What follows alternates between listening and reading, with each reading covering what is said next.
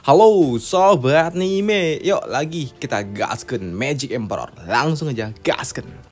Mereview sedikit dari part sebelumnya setelah Zoufan menghajar pangeran kedua yang telah mencoba untuk menculiknya. Di sini Zoufan ia pun juga tidak tahu kalau ternyata di sisi lain Pak Tua Yun Xuanji telah diculik dan dibunuh pula. Sedangkan untuk gadis Shuang, ia bersama Putri Yongning ikut bersama Zoufan masuk ke dalam kediaman keluarga Luo. Ya, setelah mereka masuk ke dalam kediaman keluarga Luo, Zoufan yang pun langsung melakukan suatu pelatihan tertutup dan tidak mengizinkan untuk siapapun untuk mengganggunya selama 3 hari. Karena di sini Zoufan ia sedang melakukan suatu ritual untuk memurnikan sayap binatang suci miliknya itu. Dan 3 hari kemudian Zoufan ia pun yakin kalau ini telah usai, dan itu terlihat dari sayap barunya yang terlihat cukup mengerikan. Dengan tekanan aura yang tidak main-main, dan ini terlihat sungguh sangat edan. Ya, sepertinya aku sudah mencapai ranah radian tingkat 3. Ditambah kini aku memiliki sayap spiritual dari beast tingkat 7. Ini sungguh sangat luar biasa. Benda ini tidak hanya akan menunjang kecepatanku, tapi cahaya biru ini juga akan menjadi pertahanan alamiku. Ini sungguh sangat luar biasa. Trik yang sangat serasi dan juga bagus, mampu bertindak sebagai ofensif ataupun defensif. Ini sungguh sangat luar biasa. Pikir dari Zoufan. Ya, setelah semua berjalan lancar, di sini Zoufan yang ingin meninggalkan aula pelatihan tertutup ini, ia pun merasakan ada yang aneh dengan dirinya. Karena kini tiba-tiba saja mata surgawinya bercahaya. Ya, mata surgawiku dia telah berubah menjadi tingkatan 3. Ya, ini sungguh sangat luar biasa. Pemurnianku yang kulakukan ternyata berdampak langsung dengan meningkatkan levelnya. Ini sungguh sangat luar biasa. Dan ku yakin ini pasti ada hubungannya dengan resonansi yang ada di dalam mengambil jalan yang berbeda menuju tujuan yang sama. Ya, sekarang aku yakin akhirnya aku bisa sebanding dengan seorang master yang ada di atas puncak radian atau ranah maya itu.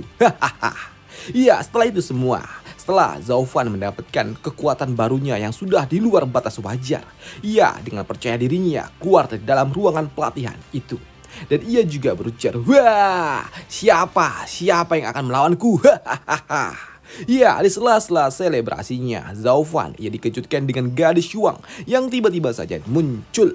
Hei, pelayan Zhao, seluruh kejahatan itu bermula dari kekerasan, dan kuharap kau mau menahan diri, ujar gadis imut Shuang yang tiba-tiba saja nongol entah dari mana. Hei, melihat gadis Shuang yang muncul secara tiba-tiba membuat Zoufan ia berujar, oi, bagaimana bisa kau tahu kalau aku akan keluar hari ini? Apa mata surgawimu yang menunjukkannya? Tanya dari Zoufan. Tidak. Meskipun aku bisa membaca takdir seseorang dengan mata ini, tapi kau tahu kan, aku tidak bisa melihat takdirmu. Maka dari itu, aku menunggu kedatanganmu sejak lama di tempat ini, ujar gadis imut itu. Namun di sini karena Zoufan sudah keluar dari area pengasingan, di sini gadis imut Shuang ia pun memberikan sebuah handuk untuk membuat Zoufan sedikit segar. Silakan kau ambil benda ini dan segarkanlah dirimu setelah kau bekerja keras sepanjang hari. Pelayan Zhao, ujar gadis imut ini dengan senyum manis di wajahnya. Mendapatkan sambutan yang sangat manis membuat Zoufan sedikit lupa diri, dan ia juga berujar, iya, makasih. Tapi tiba-tiba saja, hei, tunggu dulu. Kenapa kau melakukan ini semua, Ya, gadis imut Shuang ia beralasan, aku ini adalah seorang pelayanmu yang akan membantumu, dan ini adalah tugasku.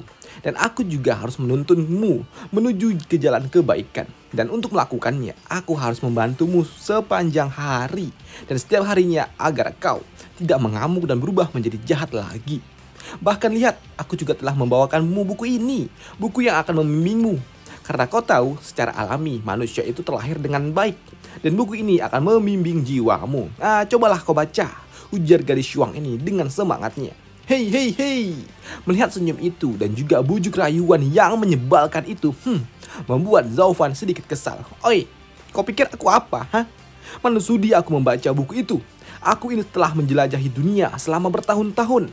Memangnya kau pikir aku perlu diajari oleh gadis kecil seperti dirimu untuk menjadi seorang pria, Dan asal kau tahu, Nona Shuang, aku tidak memintamu untuk menjadi pelayanku atau apapun itu, ataupun memberikan pelajaran untuk mengoreksi cara hidupku yang salah ini. Aku cuma perlu kau membaca semua kehendak surga untuk memberitahukanku tentang masa depan. Dan hanya itulah yang harus kau lakukan. Kau hanya perlu memberitahuku apa yang dilakukan oleh para musuh-musuhku agar aku bisa tahu apa rencana mereka. Dan dengan matamu dan juga kecerdasan yang aku miliki, kita bisa mengendalikan segalanya. Dan itulah peranmu, ujar dari Zovan. Dan sekarang, apa yang sedang dilakukan oleh pihak musuh kita? Tanya dari Zovan dengan tegasnya. Hei, mendengar perkataan Zovan yang kejam dan juga tegas membuat gadis Shuang ia sedikit kena mental. Bahkan ia juga takut. Bahkan ia juga enggan melakukan permintaan dari Zovan. Aku tidak mau melihatnya. Untuk menyelamatkan orang banyak, kau harus memiliki hati yang berbudi luhur. Dan sampai kau terdidik kembali, aku tidak akan pernah mau mengintip surga, ujar gadis Shuang itu. Mendengar hal itu tentu saja membuat Zovan sangat kesal. Bagus. Dan itulah berarti kalau kau memang tidak berguna, maka dari itu kau bisa pulang, ujar dari Zovan yang penuh dengan emosi. Iya, ketika Zovan ingin menyeret gadis Shuang itu agar pulang aja karena memang tidak berguna, Doi pun lalu dipergoki oleh dua gadis lainnya lagi yang berujar, Zovan, apa yang kau lakukan, Ya, di sini Zovan ia pun kena repet dari para gadis-gadis lainnya. Pelayan Zhao, apa yang kau lakukan kepada Nona Shuang? Sampai-sampai dia takut seperti ini, ujar dari Yunxiang. Sedangkan untuk Putri Yongni, ia berujar, Shuang adalah gadis yang baik hati. Dia sampai rela melakukan apapun yang kau mau. Dan semua jelas, di sini pasti kaulah yang salah sampai membuat Shuang seperti ini. Cepat, kau harus meminta maaf sekarang. Jika tidak, aku akan mengadu kepada ayah, ujar Putri Yongning ini. Mendengar hal itu membuat Zovan sempat berpikir, hei, bagaimana bisa? Mereka ini kan belum lama berjumpa, tapi gadis-gadis ini, mereka sudah mulai akrab kah? Selain itu, Zovan juga berujar kepada Putri Yongning, jadi kau berniat untuk membuatku mendapatkan hukuman dari kaisar kah?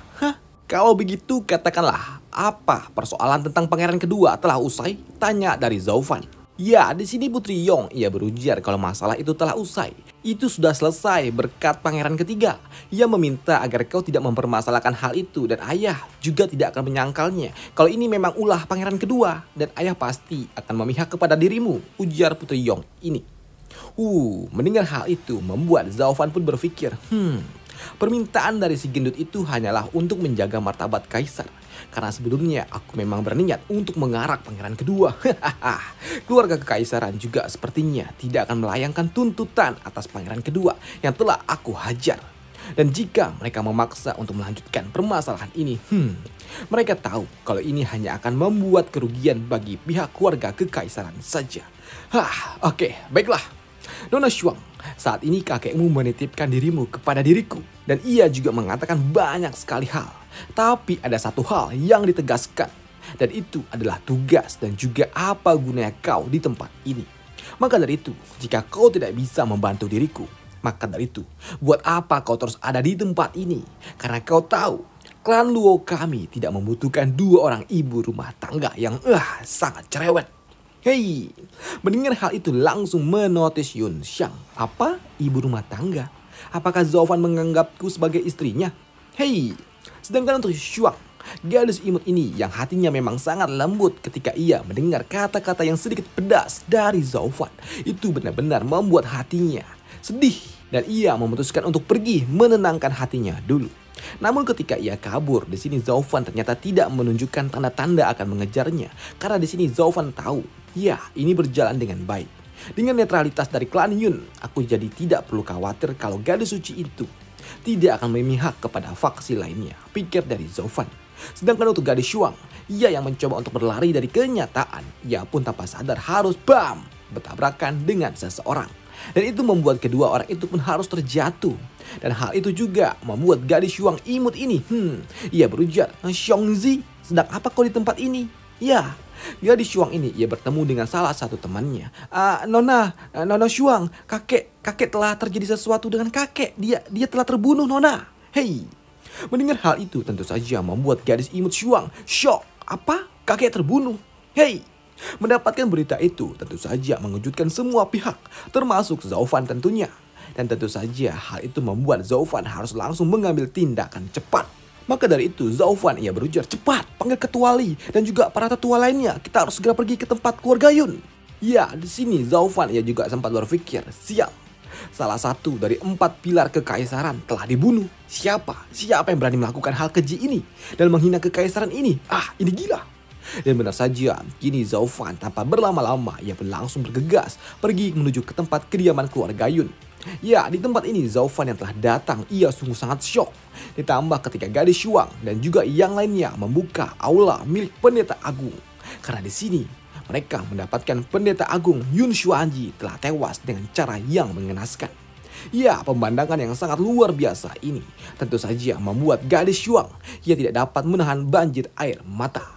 Dan untuk Zaufan yang melihatnya, ia juga berujar kepada para tetua keluarga Luo.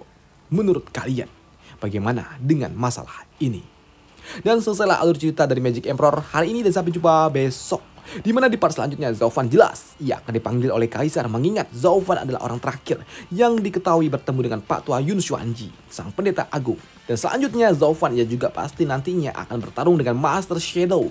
Tapi ya itu masih lama kayaknya. Dan sampai jumpa di part selanjutnya. Bye.